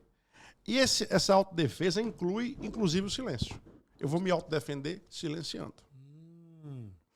Bom, se você é autuado num campo fora do Poder Judiciário, você é autuado numa lei uma situação de trânsito, tá? Uma lei seca. Tá. Você tem o direito de se defender. Porque a punição da lei seca ela não é sumária. Você é notificado para se defender se você não apresentar a resposta no prazo legal, a defesa no prazo legal. Ou ela não for aceita, aí sim a gente vai ter a consolidação da penalidade. Mas, por exemplo, você soprou o bafômetro. Essa pergunta eu ia fazer, você já Vamos tocou. lá. Boa, boa. Você soprou o bafômetro. Me interessa. O bafômetro é um aferidor de grandeza. Tá? Todo e qualquer aferidor de grandeza, ele tem que ser certificado periodicamente pelo Inmetro. E ele tem que ser calibrado. Aí eu lhe pergunto, Brasil afora, quantos bafômetros estão certificados validamente pelo Inmetro? A minoria. Bom, se o seu bafômetro que você soprou lá, que acusou que você estava com álcool acima do limite, não está certificado pelo Inmetro, ou até está, mas ele está vencido, a autuação é nula. Cidadão, defenda-se. É um direito constitucional seu. Todo e qualquer aferidor de grandeza, ele tem que ser certificado pelo Inmetro, periodicamente e calibrado. É assim com questões ambientais, multas ambientais por poluição de resíduos. É assim com questões ambientais por poluição sonora. É assim com questões ambientais em virtude de descompassos junto à vigilância sanitária. Então, defenda-se. O projeto é esse. Tome ciência, conheça e coloque em prática na sua autodefesa, porque é um direito seu, constitucional. Pronto, era isso que eu ia perguntar, essa questão do autodefesa, né? Se todos nós temos o direito. Mas antes ainda, sobre a questão do bafômetro, você fez uma observação interessante, de que se o bafômetro não está dentro, não está regulamentado, como fazer isso na prática para o cara descobrir? Vai lá, o cara vai... Mas você vai pedir, Sim. você não vai discutir com o policial. Sim, não pode. Você pede, na defesa, você pede que seja, se na autuação não constar a certificação do Inmetro, válida, você pede na defesa que o órgão de trânsito forneça essa informação. Se ele não fornecer, ou se a informação estiver descompassada, a punição é nula. Tanto a penalidade financeira quanto a penalidade criminal. Muito bom. Aí você diz assim, autodefender. Autodefender a própria pessoa se você defender. sempre precisa de um advogado. Existem processos que você só vai se defender com o auxílio do advogado. Você pode exercer autodefesa também, mas tem que ter um advogado, um processo criminal, um processo civil, etc. Mas esses processos administrativos, por exemplo, você foi multado no seu condomínio. 90% das multas de condomínio, 90% não, 95% são nulas. Por quê? São sumárias. Eu não posso punir você punir. Eu tenho que lhe outorgar a defesa. Primeiro, eu vou dizer que você cometeu a infração tal, no dia tal, na hora tal. Conforme a linha tal do regimento interno. Defenda-se. Se não fizer isso, é nula. Essa é uma causa de nulidade. A autuação do condomínio não serve para nada. Essa é uma. Outra, a autuação apócrifa. Está lá, só que como é que funciona na prática? Seu João, olha, o síndico mandou deixar para o senhor aqui, ó, esse documento aqui, esse papel. Está lá. Multa. Cadê a assinatura do síndico? Não tem assinatura do síndico, não tem fundamentação, não tem enquadramento, não tem base, não tem narrativa fática e o pior, não tem o layout e a assinatura do condomínio. Do síndico enquanto representante legal do condomínio. Qual é o valor desse papel, dessa autuação? 0. E o cara ainda pode criar uma narrativa. Estou sendo perseguido. Ai, Maria, olha o pulo do gato. Estou sendo perseguido. Olha o pulo do gato. Isso aqui é uma coisa nula. O cara todo errado. Todo errado, todo troncho. Não, isso aqui é uma perseguição contra mim. Eu estou sendo vítima dessa instituição aqui que está criando narrativas contra mim. Pronto, aí começa a guerra jurídica. Aí voltando com relação à lei seca ainda, né? Ficou interessado, né? Fiquei interessado, porque é um assunto muito recorrente, né? Eu até, inclusive, um dia fui, mas graças a Deus... Foi vítima? Fui vítima. Fui tão vítima que fui liberado, pô, entendeu? Justiça foi feita. Justiça foi feita. Depois de quase uma hora lá esperando, mas foi visto aqui. Só pra gente mudar de assunto, ainda sobre lei seca, eu fiquei curioso. No geral, existe uma corrente que diz assim, não sopre que para se defender é melhor. Ou sopre, ou logicamente, se soprar também cabe defesa, mas não soprando a defesa melhora? Se você tiver bebido com menos de 24 horas, nunca sopre. E também não diga nada. Diga só boa noite, bom dia, boa tarde, policial, saúde e paz, sem mais. E se ele quiser lhe perguntar perguntas inconvenientes, tipo, por que o senhor não vai fazer? Se o senhor não fizer, o senhor sabe que vai se prejudicar. Você diga, amigo, você é meu advogado? Não, né? Então, licença, bom dia, boa noite, saúde e paz, sem mais. Boa. Do caramba. Porque qualquer palavra pode ser usada contra, né? Se você declara que bebeu e o cara no auto de infração constata a sua declaração, porra, assinar atestado de burrice. Meu caríssimo policial, bom dia, boa tarde. Mas não bota aí não, eu tomei uma só, tal. Bom dia, boa tarde, boa noite. Tenho o maior respeito pelo seu trabalho. Cássio? Meu caríssimo policial, tenho o maior respeito pelo seu trabalho. Saúde e paz. Eu vou silenciar e não vou me submeter ao teste de uma forma. Mas por que o senhor não quer fazer? O senhor é contra o trabalho da polícia? De forma nenhuma. Tenho o maior respeito, o maior carinho. Só não quero fazer. Sem mais, licença. Peço que o senhor me respeite. Pronto. Acabou. Fechou. Lucas, essa temática aí de defenda-se, ela é rica, viu? É rica. Ela é rica, ela vai longe. Isso é um poço. Não tem limite. Isso é um poço legal. Mas a gente vai aproveitar essa oportunidade ímpar que estamos aqui para descer um pouquinho nesse poço. Quando você fala de multas ambientais, olha só, que é algo que tem crescido, é um cuidado que... Eu tenho um olhar muito positivo com relação ao cuidado no geral, a questão ambiental. Mas reconheço que há até alguns excessos, né? Quando qualquer área que se cria algumas coisas. Mas vamos lá, não estou me reportando ao que cria. Vamos falar do que é de fato necessário.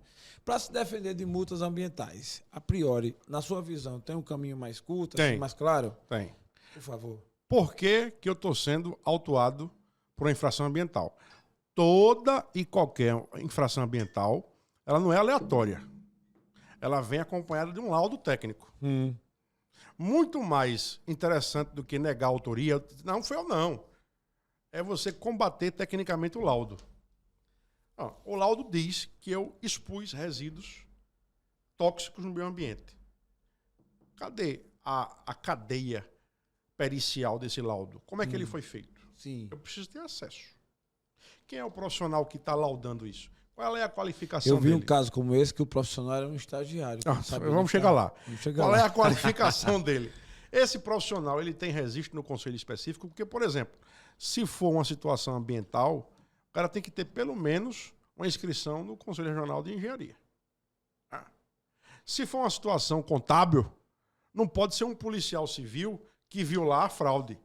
O cara pode ser até um policial civil, que tem um conhecimento.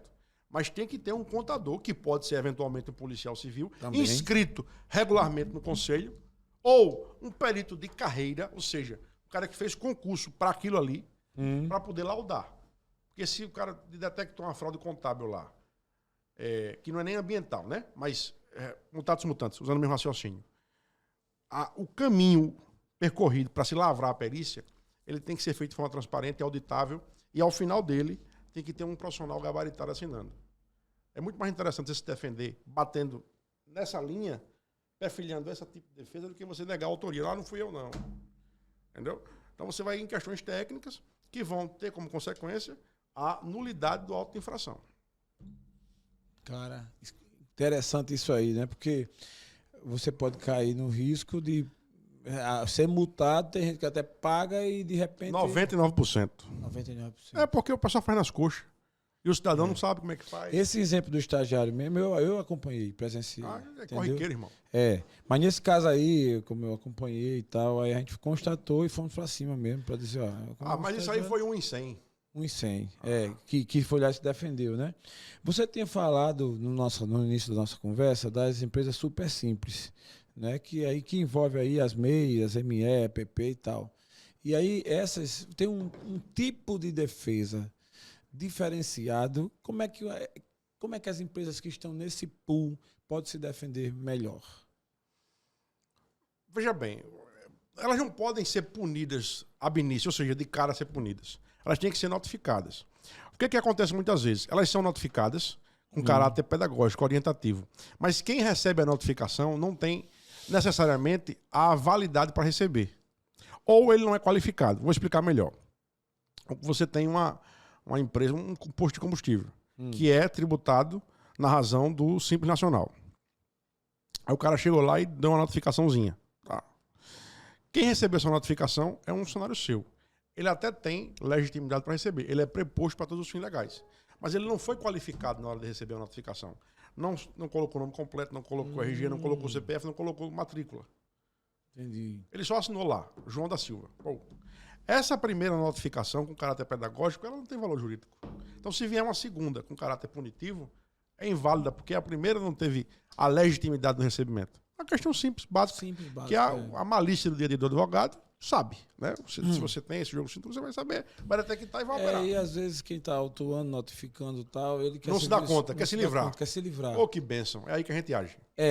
Ô, Lucas, e hoje em dia estão se notificando também pelo WhatsApp. É válido. É válido. É mais válido, por incrível que pareça, do que uma notificação presencial sem a qualificação. Caramba.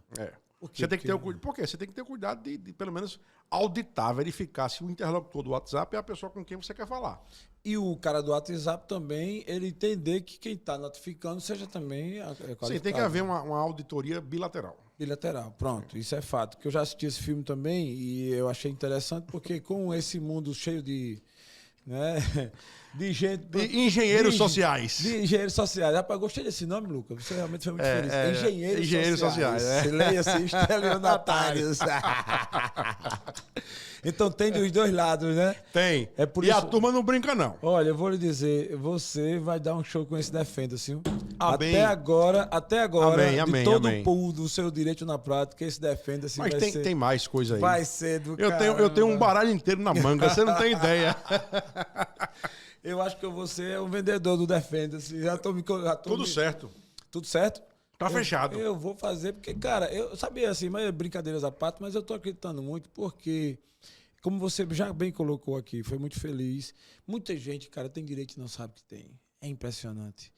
Ele até sabe que tem. Mas muitos nem sabem. sabem. Porque a informação é fluida, é líquida. Não. Mas ele não sabe formatar. O cara tem o direito, mas não sabe como faz pra pedir. Eu ainda vou mais adiante, cara, ainda desço mais a profundeza. Muita gente nem não imagina. Por incrível que pareça. É como você disse. Faz os meus cursos aí.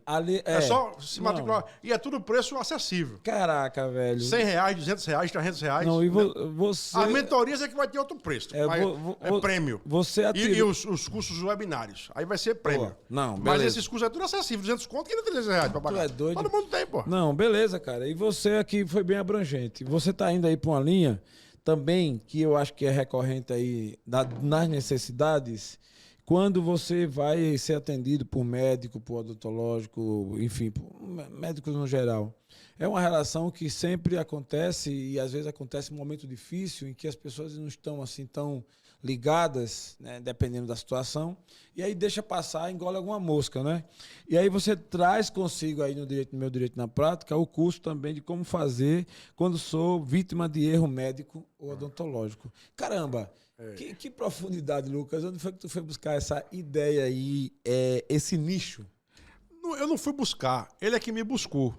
E aí o cara bate na minha porta como advogado, aí chega, doutor Lucas, minha mãe precisa de uma internação no hospital.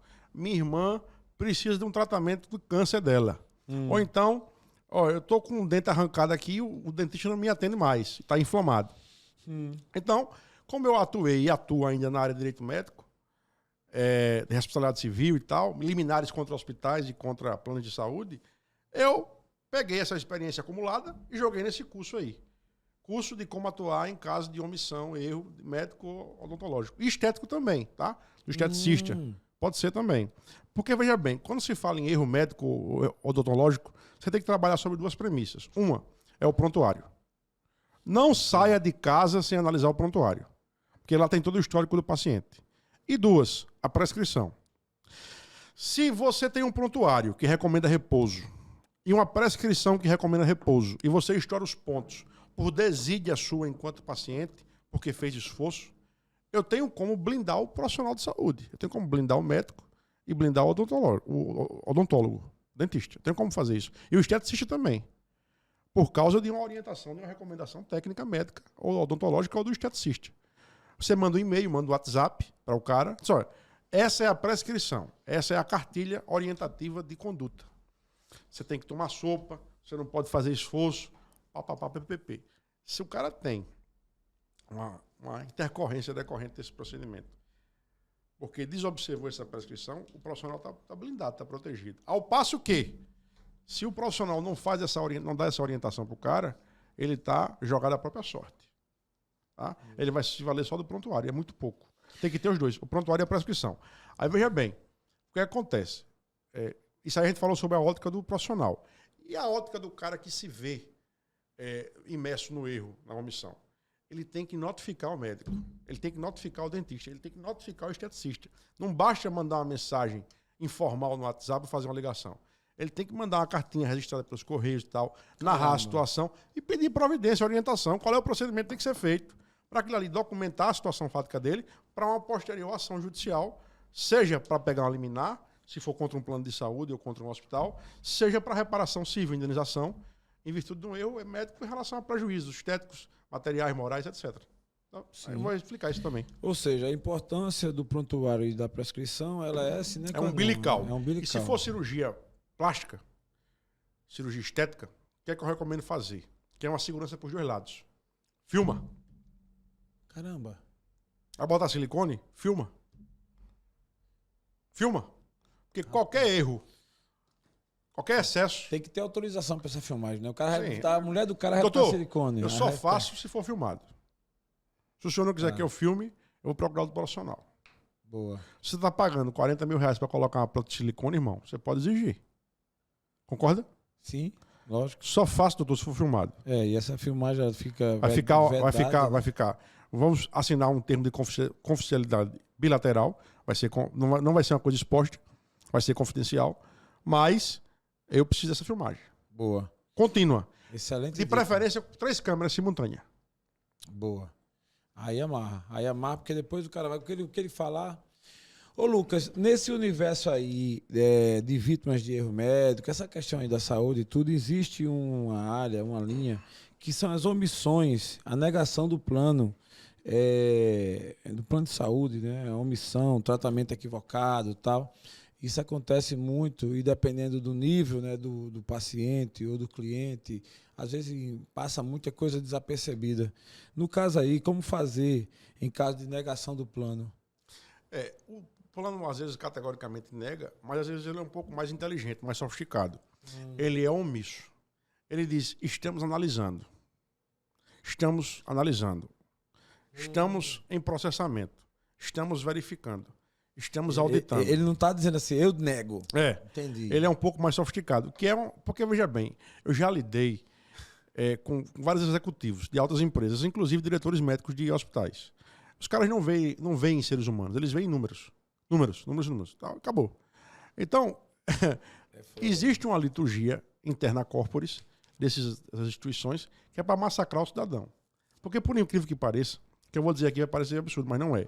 É muito mais barato para um plano de saúde, para um hospital, matar o cara do que fazer alguns procedimentos específicos. Por quê? Um dano moral é infinitamente menor do que uma cirurgia de alta complexidade com internação. Um gasto de R$500.000 vai para 20 mil, 30 mil de dano moral, dano material. Entendi. Entendeu? Então, às vezes, parece absurdo, mas é a realidade de quem vivencia isso aí na prática como advogado. Então, o que é que você faz? Você pega uma prescrição médica do médico da sua confiança, paralela ao hospital, e notifica o hospital e o plano, dizendo que a pessoa precisa, sim, daquele procedimento, daquela cirurgia, daquela medicação, sob pena de morte do requerente. Você notifica por e-mail, via cartinha e tal, e dá um prazo de 48 horas. E notifica pessoalmente o diretor médico, o diretor da equipe médica e o presidente administrativo do plano. Notifique pessoalmente os três. Quando você notificar os três, o seu caso vai deixar de ser mais um caso na mesa, enxergado como um número, para ser uma prioridade. Porque esse pessoal, o alto executivo, ele preserva sobretudo a própria pele. Sim, entendi. Então, quando você notifica pessoalmente o alto executivo, médico, o alto executivo do plano, ele vai pegar o seu caso e ter como prioridade. Isso é incrível. Quando o cara descobre que com quem ele está lidando é uma pessoa esclarecida, instruída minimamente, ele já pensa duas vezes, né? Claro. Pega um trouxa, aí é diferente, né? Infelizmente, o sistema é covarde. O sistema é vampiro, como já disse, né? O sistema é um vampiro. Meu amigo Lucas, tem perguntas e tem ideias, esse nosso bate-papo está muito legal. Eu quero agora entrar noutra onda, que é uma onda assim, bem interessante. Existe, eu vou fazer uma pergunta a você e, logicamente, você vai ter toda a segurança em responder com relação a esse tema, que é o famoso laranja. Existe no mundo aí. Isso não é antigo, né? Eu vou ver até se você pode contribuir. De onde surgiu essa ideia de por que laranja, né? O que é o laranja e por que laranja? Lucas, a parada do laranja. Eu queria descobrir, eu queria que você jogasse luz nesse assunto. Por que laranja? É um tema delicado, né? É um tema delicado. É controvertido, é polêmico, né? Polêmico e interessante, né? Conhecidíssimo laranja, né? De onde veio esse termo? Assim, de repente, de onde veio essa situação? Você sabia que o laranja tem nome na lei? Chama-se sócio ostensivo. Caraca, é verdade. Não é tudo que é laranja, não, eu tô lhe falando, não. O Código Civil antevê uma sociedade em conta de participação. Lá existem dois tipos de sócio. O investidor, que não quer ou não pode aparecer, que é o oculto, por expressa determinação de lei, e o cara que está no CNPJ lá, que está aparecendo na junta comercial, que é o ostensivo, que é o laranja. Ter sócio laranja não só não é ilícito, não só não é crime, como está expressamente previsto em lei. Onde é que acontecem os ilícitos? Quando você usa o sócio ostensivo, o laranja, para praticar fraudes tributárias. Peraí. Agora entendi. Então existe um laranja que é uma laranja saudia? Uma laranja saudável. Agora. Ufa, melhorou. Você, amigo, que de repente tem um sócio, e ele pode ser um laranja, mas pode ser uma laranja boa que vai lhe ajudar, Vamos lá. né? Não é isso, Qual Lucas? é a situação prática em que a gente vê o laranja legítimo? Sem ser para fraude. Depois a gente vai tocar nas fraudes. Você é um homem muito rico, muito rico, um homem de muitas posses, um empresário conhecido. Boa. E você é meu cliente. Estou no caminho. Eu tenho, graças a Deus, clientes assim. Papai do Céu é bom demais comigo. Amém. E você quer comprar um terreno para fazer um prédio aqui num bairro privilegiado da cidade. Você quer comprar um terreno em São Paulo, nos Jardins. É você que vai fazer a negociação? Porque se você fizer, é tudo 30% a 40% mais caro. Se você é um cara conhecido, lógico. você é um cara notabilizado na cidade, no Brasil, no mundo. Com certeza. Você vai aparecer? Jamais. Aí você vai botar quem? Um sócio ostensivo. Mediante minha recomendação. Você vai ter um contrato particular entre você e esse cara. Esse cara vai figurar na junta comercial como dono da empresa e ele vai comprar. Depois que ele comprar, o imóvel, o negócio, a aquisição imobiliária ou a tratativa, ela é passada para você. Boa. Não tem ilicitude nenhuma nisso aí. Cara, outra situação. Foi legal essa explicação. Tá. Outra situação em que isso aí é legítimo e não tem ilegalidade nenhuma. Você sujou o nome, por qualquer motivo. Ou você gastou demais, ou você teve uma doença na família, ou você, enfim, por algum motivo, ou por desgraça, ou por precipitação, você sujou o nome. Mas você quer trabalhar. E aí? Você vai ter que abrir uma empresa no nome de alguém. Para você não ficar 100% descoberto, é bom ter esse contrato de sociedade em conta de participação, com algumas cautelas. Não faça procuração do sócio ostensivo para você, que é o oculto. Porque se você fizer, o Poder Judiciário tem um sistema novo chamado Sniper. Ele vai detectar esse cara como sendo seu laranja. E o que for do cara, o cara vai ser notificado e vai ser indisponibilizado na justiça. Então tem que ter esse cuidado. Alguns cuidados contábeis migrar, né? E alguns cuidados fáticos também. Então, nas duas situações aí, ter sócio laranja é lícito, é legítimo, não tem ilegalidade nenhuma. Quando é que o sócio laranja passa a ser ilícito? Quando você usa esse laranja, esse ostensivo, para praticar ilícito, sonegar imposto, praticar fraudes bancárias, praticar ilícitos em licitações, tá? Aí sim, tem consequências legais no sentido de haver ilícito. Laranja podre. Esse daí é o laranja podre. Esse tem que ser evitado. Esse tem que ser evitado. Mas, Lucas, tu avançasse nos teus estudos, nas tuas experiências, ao ponto de criar também um curso Empresário Laranja. Rapaz, esse eu achei até interessante também. Você tem sido muito criativo. Empresário Laranja.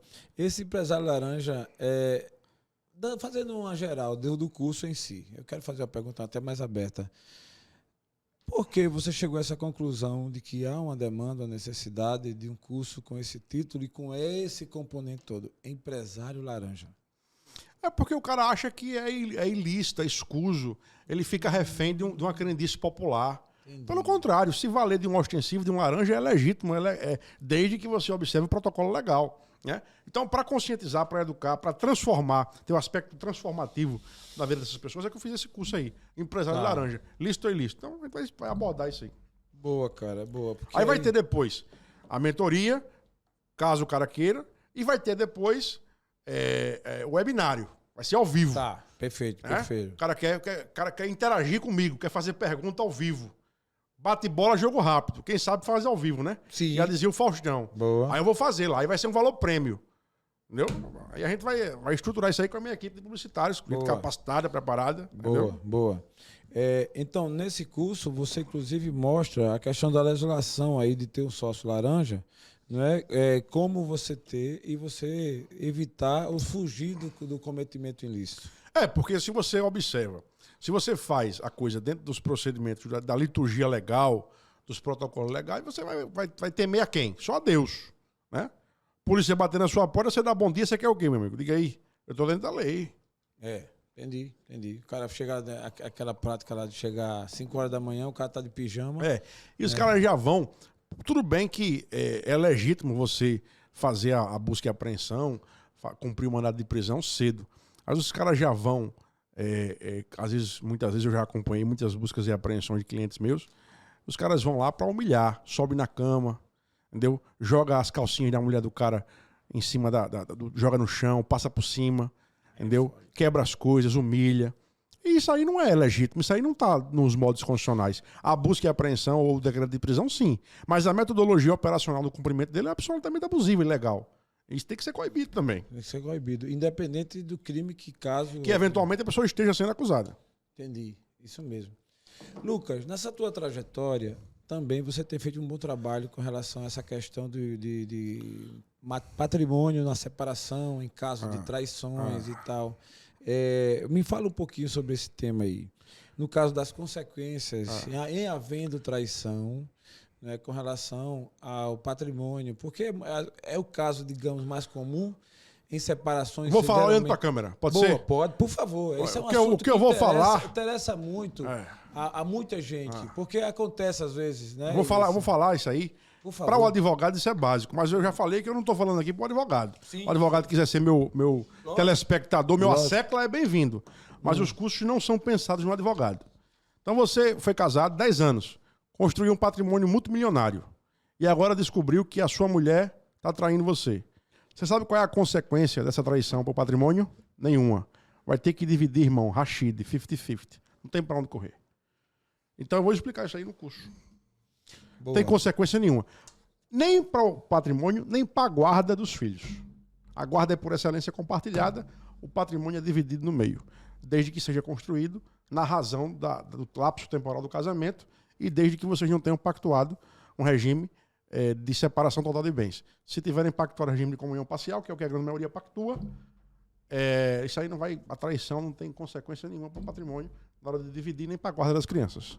No máximo, indenizaçãozinha moral, um valorzinho pequeno, safado, 20 mil reais, que você vai receber, se constatar cabalmente a traição, que eu recomendo nem tocar nesse assunto, supere. Porque se for para comprovar no processo, vai ser vexatório. Vexatório, né?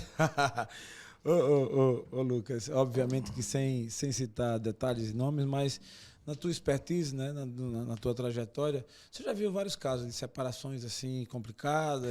É o que eu mais vejo. É novela mexicana, né? Só muda o nome dos personagens, mas a narrativa é a mesma.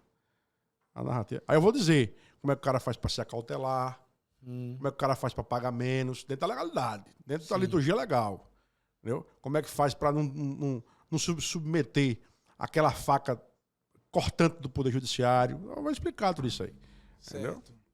Me diga uma coisa, uma curiosidade aí, partindo para algumas curiosidades dessa parte aí, inclusive de separação, de legalidade e tudo mais. No caso de uma separação em que foi feita já, e de repente o homem ou a mulher, um dos dois, abre mão de parte do que ele tinha direito por achar, e às vezes o cara está com sentimento de culpa, alguma coisa, e lá na frente ele vai e se arrepende. Poucos dias depois ele se arrepende. Isso é reversível?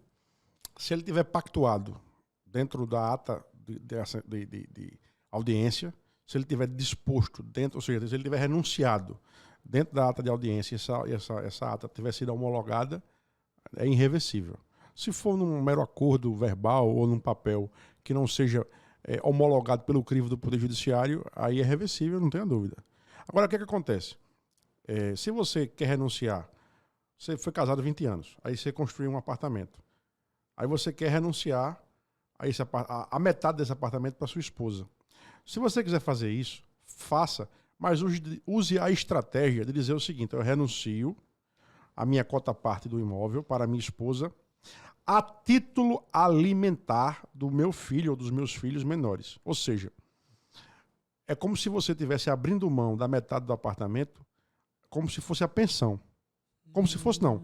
Ele vai entrar na razão de cálculo como se fosse alimento. Aí você não vai ter que... Você já vai renunciar à metade. O apartamento vale 100 mil, cara, você vai renunciar a 50. Para você não estar sendo apurrinhado pagamento de pensão, você consigna em ata, você pede para o seu advogado consignar em ata, que você até renuncia, mas é a título de pensão alimentícia. E o que você quiser dar de pensão, você dá por mera liberalidade. Você dá por sua conta e risco. Você dá porque quer dar. Você não vai ser mais enforcado, você não vai ser mais vilipendiado, atacado pelo Poder Judiciário, numa obrigação compulsória, numa situação, obrigação compulsória até pleonástico, desculpe, numa situação de corda no pescoço. Você vai dar porque você quer dar. Você não vai estar sendo compelido. Obrigado. Boa. Rapaz, eu acredito, Lucas, que você, como eu tinha dito antes, deve ter visto vários casos assim extremamente... Ô, irmão, é só o que eu vi e vejo. E eu dou graças a Deus, porque a advocacia é uma grande escola. É uma grande escola. Eu já aprendi muita coisa e aprendo. E é cada coisa mais escabrosa do que outra. Eu, assim como os nossos ouvintes, seguidores que nos acompanham, fica muito curioso se tu tem aí um ou dois casos assim bem interessantes, assim, logicamente, que preservando... eu não posso declinar nomes nessas situações. Sim, lógico, mas de que segmento? Eu tenho vários. Não, de separações mesmo, que eu acho que é separação. Sim, por exemplo, você teve um caso aí... Por exemplo... Bem... vamos lá. O indivíduo foi casado com a moça, né? E casado acho que 10 anos, 15 anos, eu não sei exatamente, me recordo exatamente. E essa moça contraiu uma gravidez e tanto ela quanto ele acreditou veementemente que essa gravidez era fruto da união. Ele registrou a criança como pai, tudo mais, ostentou socialmente a condição de pai perante a sociedade, perante a comunidade, e depois de 4 ou 5 anos, descobriu que a criança não era filha biológica dele. E aí ele abriu o processo tentando, né, anular o casamento. Não era divórcio, é diferente da anulação do casamento. Tentando anular o casamento e tentando tentando anular o registro do nascimento da criança. Caraca, velho. E numa arrogância, num peito da pô, que isso é absurdo, eu vou conseguir e tal, e não conseguiu nada. Por quê? Porque a criança já era tida como filha dele há mais de 5 anos e hoje o direito ele dá mais prioridade à paternidade socioafetiva do que propriamente a sanguínea ou a registral. Então, como ele já tinha ostentado a condição de pai socialmente, ele continuou como pai e continuará como pai. Inclusive, é obrigado a pagar a pensão alimentícia, mesmo sem ser o pai biológico. Rapaz, esse é um caso, viu? Esse é um caso mesmo, né? O cara pensou que era pai, ostentou. Ostentou esse. Não, entendi. Ele declarou, figurou socialmente como pai. Isso. Figurou, tem registro, tem tudo, né? Imagina, né? Álbum de família, tudo. Foto, viagem e tal. Daqui a pouco vai o cara. Agora, aqui pra nós, a situação do cara é. Eu sinto muito por ele. Lógico, eu não gostaria de estar no lugar dele nunca. Ninguém merece isso. Agora, mas meu cliente é a mulher. Se o meu cliente é a mulher, meu compromisso primeiro é com o Papai do Céu. Logo depois com meus clientes que me alimentam. Pronto. E eu fiz de tudo para blindá-la e assim foi feito. E hoje ela está numa boa. Boa. Perfeito, perfeito. Agora eu fiquei só fazendo uma reflexão. E o filho, hein, cara? Eu não sei. A criança eu não sei. Não, seguramente está sofrendo. Eu falo no seguinte sentido. Para a mente dele, é uma conjectura, lógico, a gente não sabe. Porque para a mente do cara... Se não chegar, quando essa criança... Se ela não chegar a se perdoar na idade adulta, se ela não exercer o auto-perdão e o perdão alheio para esse suposto pai, para o pai biológico e para a mãe biológica, ela vai ter traumas insuperáveis. Ela só vai conseguir se encontrar enquanto ser humano se praticar o auto-perdão e perdoar. Caramba, velho, esse é fato, né? Desses todos, Lucas, que você já trabalhou, né? Que você já acompanhou, o ápice foi esse ou tem algum outro assim, bem? Eu fiquei curioso porque é como você falou, é tão recorrente, nós temos tantos casos, e aí assim... Eu já peguei várias situações, a mulher divorciar e ato contínuo ter um reconhecimento de união estável com o sogro, né? Peguei situações de novela mesmo, que você acha assim que não existe, mas existe. Divorciou do filho e foi ficar com o pai, acontece. Madeira. E vice-versa. Já peguei situações dessas, entendeu?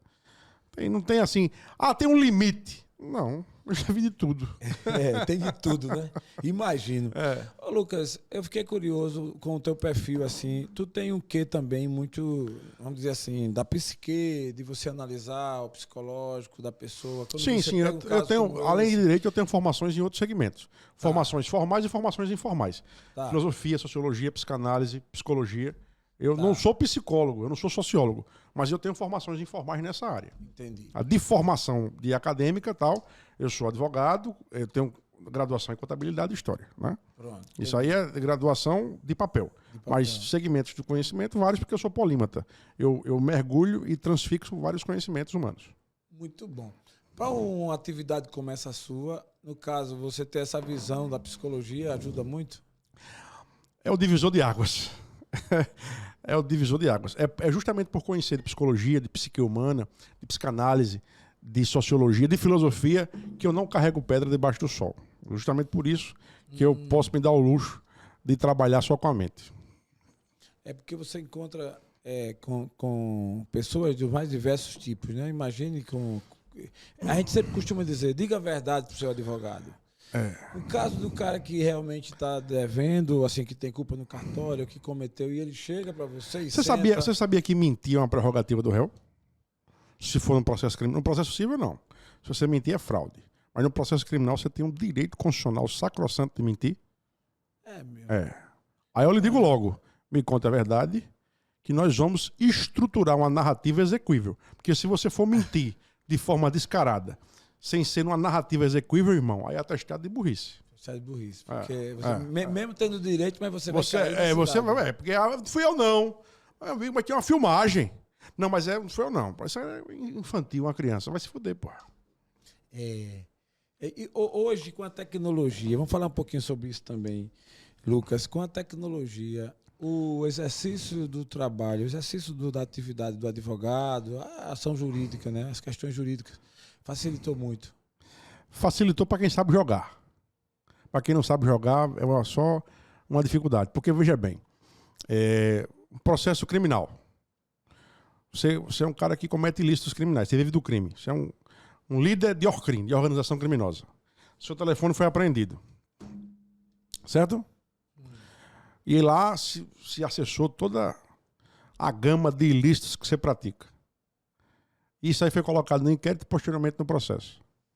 Foi. E aí? Você foi denunciado com base nisso. O que é que o advogado tem que fazer no primeiro momento que chegar no processo para lhe defender? Eu quero a hash de integridade dos arquivos de mídia que foram anexados para dar base fática à denúncia. Sem a hash de integridade, toda e qualquer formatação, documentação, informação é nula de pleno direito. Aí eu lhe pergunto, quando a polícia vai apreender um celular ou um computador, ela tem o zelo protocolar, o cuidado para manter a hash de integridade do aparelho? Se tiver ligado, deixa ligado. Se tiver desligado, deixa desligado. Faz isso? Faz não, irmão. Aí onde é que entra o advogado habilidoso? Com base na lei, ele encontra a solução. Me dê a hash de integridade. Agora o processo penal tem uma coisa chamada cadeia de custódia. Né? Cadeia de custódia é um protocolo, um procedimento interno que você tem que acondicionar as provas e tratar as provas, processar as provas dentro de uma forma. Eu quero acesso à cadeia de custódia. A polícia, todas as polícias, têm estrutura para isso? Não, tem não. Se não tem, irmão, e está na lei, e você não acondiciona a prova dentro da cadeia de custódia, essa prova é nula. Se é nula, a denúncia é nula. Se a denúncia é nula, não pode haver condenação. Mesmo tendo no seu conteúdo, digamos assim, fatidicamente provas, por exemplo, um vídeo com a sua imagem. Aí o advogado que vai ter que ter essa maestria, essa habilidade, essa genialidade para conduzir, para poder livrar a sua cara. É fatalmente o advogado. É papai do céu no céu e o advogado na terra. Caramba. Isso é. Se fala muito hoje, Lucas, na fake news. Né? Fake news. Na tua visão jurídica, né, como jurista que você é, o índice de realidade ao que se atribui a fake news é realmente isso? Ou é uma fake news da fake news? Olha que pergunta do caramba. Não, veja bem. Vamos voltar, vamos fazer um estudo teológico. Bora. Teológico? Vamos voltar. Então eu não Deus. quero. Não. Você tá confundindo. Está confundindo o estudo teológico com a doutrinação religiosa. Não é isso que eu estou propondo. Não, beleza. Eu estou propondo um resgate. Mas sim, muito mas é bom. porque teológico é de Deus. Tá. Mas é o estudo de Deus, e Certo. não a doutrinação. Tá. Bom. A fofoca está na Bíblia. O que é a fake news? Agora eu entendi É uma o que você fofoca. falou. Tá. Então, faz A tempo que fake tem. news é uma fofoca formatada com cosmético de verdade. Vá, bota na Bíblia aí, vê se tem fofoca. Tem, porque é natural do ser humano. Inclusive, eu acho que é Provérbios 13:3. Minha assessoria, vê aí, 13:3, salvo engano. Boa. Depois me dá aí, Matheus. Boa. Vê só, a fofoca está na Bíblia. O que é a fake news? É uma fofoca com um estereótipo, com uma maquilagem, com uma imagem de suposta Provérbios 13:3 aí. Muito bom. Quem guarda a sua boca, guarda a sua vida. Mas quem fala demais acaba se arruinando. Olha aí, pronto, isso aí é fofoca. Não fofoque, irmão. Não espalhe, não propague demais. boatos. Né? Então, veja bem, a fake news é um boateiro. Um boateiro mais sofisticado. Se usa a internet, que é mais um canal de comunicação humana, para propagar mentiras. Existe. Tem que ser combatido. Né? Como? Com a verdade. Porque a verdade cabe em qualquer lugar. É verdade. E assim que só se mata a fofoca com a verdade. Tá aqui, ó. Dados, modelos matemáticos, informações, fotos, filmagens, levantamentos estatísticos. Ó. No caso da fake news, hoje no Brasil, existe uma legislação assim. Existem várias legislações, várias, que coíbem, que proíbem, que tipificam criminalmente a fake news. Mas é inerente ao ser humano. Inerente ao ser humano. Não tem como você eliminar na gênese, a não ser que você queira eliminar a humanidade. Não vai, né? Boa. Essa é uma realidade que você coloca. Mas tem uma coisa mais sofisticada que é fake news. E essa daí poucos sabem fazer. Sim. Só os jornalistas mais habilidosos, que é estruturar a narrativa. Porque você vai pegar os fatos e dar uma percepção peculiar, tendente a uma linha editorial. Essa é mais complicada, porque é feito por gente de cabedal intelectual. Quando o seu oponente é intelectualmente, é uma potência intelectual, é interessante que ele não seja seu oponente, seja seu aliado. É muito caro brigar com gente inteligente. Caramba. Vai daquela premissa, Lucas, de que quando você não pode que o seu inimigo se alie a ele? Sem dúvida, se alie. Pessoa com um cara, uma potência intelectual é muito caro. Boa. Eu também tenho essa visão assim de que, no mínimo, você não se meta, né? Não. No mínimo. Né? E outra coisa, tente dialogar. Amigo, por favor, me ajude. Tô precisando da sua linha aqui. Eu acho que é por aí o caminho mesmo. Você está certíssimo, cara. A sua visão é muito ampla com relação a essa questão do direito. E mais do que do direito, das relações humanas. Porque no fundo o direito nasce disso, né? Das relações. Então, quando é uma relação saudável, sadia, que se, o ser humano, que se respeita os seres humanos, as formigas e as abelhas, são seres gregários. Existe uma hierarquia de comando severa dentro de uma colmeia e dentro do formigueiro. Como é que funciona, eu não sei. Para o ser humano, que também é gregário, existe uma coisa chamada norma, lei. A hierarquia estrutural do aspecto gregário humano é a lei. Né? O direito surge da convivência humana. Verdade. Mas, Lucas, eu quero me aprofundar agora mais um pouco sobre realmente esse teu projeto, que é um projeto arrojado, né? Meu Direito na Prática. A gente, no decorrer de todo esse tempo, a gente pôde descrever aqui boa parte do como você vai fazer, de como você está se colocando. Eu acho que isso é uma coisa muito interessante. Mas a gente queria conhecer melhor como é que de fato você vai promover essas mentorias sobre esses assuntos, os cursos que você está propondo e tal. Como é que isso vai acontecer? Vai ser no Instagram, no TikTok. Eu já tenho o meu site, Meu Direito na Prática, né? E no YouTube também. Nada será feito diretamente por mim. Existe um escritório de publicidade gabaritado para isso. Eu sou o conteudista, tá? A articulação de material, a estrutura de conteúdo é minha. Perfeito. Mas o cosmético, a estratégia de marketing, a publicidade não é minha, porque eu não tenho cacife para isso. Né? Perfeito. Eu me cerco de pessoas de cacife, de pessoas gabaritadas, em áreas em que eu não tenho gabarito. Entendeu? Tá, perfeito. Isso é a ação de quem é inteligente e quem quer realmente chegar a algum nível, né? Chegar no nível melhor. Mas você vai diferenciar o curso e a mentoria. A mentoria é uma fase posterior, né? Que ela vai ser tanto para o cidadão leigo quanto para o advogado. O advogado vai poder fazer mentoria comigo também. Perfeito. Inicialmente eu vou formatar os cursos, os webinários, tá? E eventualmente a gente vai estruturar essa mentoria. É onde eu não sei como é que eu vou fazer a mentoria, mas ela vai ser implantada também. Algumas coisas que você está propondo, Lucas, eu achei bem interessante, que elas são curiosas, assim, e logicamente que com todo uma base para que você assim possa promover e até publicar. Mas uma delas que me chamou a atenção, e aí eu queria só saber de você se vai avante com esse tema ou não, que é como não pagar a pensão alimentícia. Assim, ficou interessante essa temática, né? Essa manchete. Na verdade, o nome do curso, eu já coloquei isso aí para ser provocativo. Isso. Na verdade, o nome do curso é Saiba Tudo sobre Pensão Alimentícia. Tá? Porque veja bem, hoje a guarda é por excelência compartilhada, por força de lei. Quando a guarda é compartilhada por excelência, não existe se falar em pensão alimentícia. Porque a criança coabita igualmente em duas casas. Então, se ela está na sua casa, você custeia. Se ela está na casa da sua mulher, você custeia.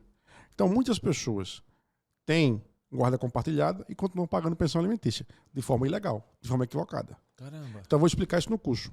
E tem situações em que a guarda é até no lateral. A guarda da criança está com a mulher. Só que você está pagando, sei lá, R$5.000 de pensão alimentícia. E o gasto mensal com a criança não chega a isso. O gasto é só R$3.000.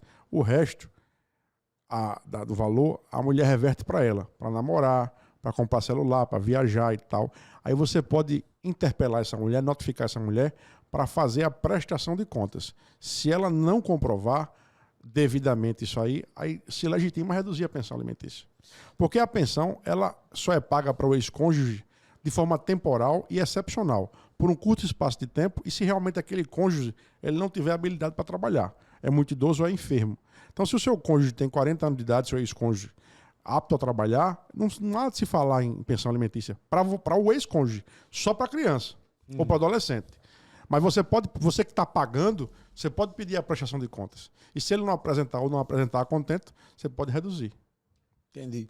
Falando dessa forma, Lucas, quando você fala que se é compartilhada, você se isenta da pensão. Por força de lei. Se a guarda é compartilhada... Existe como fazer um cálculo para a gente encontrar esse número no seguinte sentido? Às vezes é compartilhado... Não, existem premissas. Não há como fazer um cálculo matemático. Porque necessidade e possibilidade. Às vezes o filho fica mais com a mãe do que com o pai, ou mais com um do que com o outro. Nesse caso aí... Necessidade e possibilidade no caso de fixar o valor da pensão. Necessidade de quem recebe, possibilidade de quem paga. Então, se você ganha 10 mil reais por mês, mas aí você passou em um concurso e está ganhando 20, ou então você agora é empresário e está ganhando 100, vai haver também a majoração da pensão alimentícia. Porque uma das premissas se alteraram, que é a premissa possibilidade de quem paga. Né? Mas aí fica 40% com a mãe, 30% com o pai, enfim, isso aí é bom senso. Quando não tem um bom senso, Poder Judiciário. Poder Judiciário. Resumo, o nome do curso vai ser como? Saiba tudo sobre pensão alimentícia.